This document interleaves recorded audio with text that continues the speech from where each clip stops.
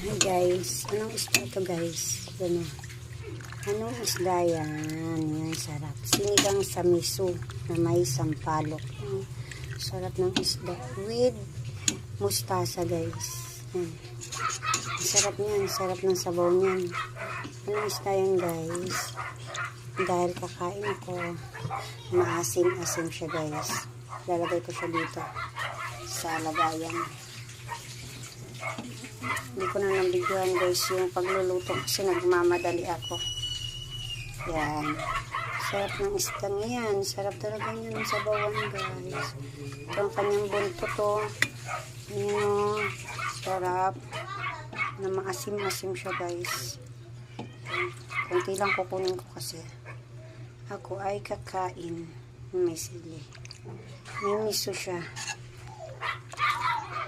May sampalok.